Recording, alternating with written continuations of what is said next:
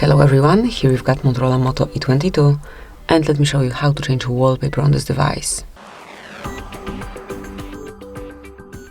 So at first, open the settings, then find and select wallpaper, and now choose the source that you want to pick your wallpaper from. Let me choose photos.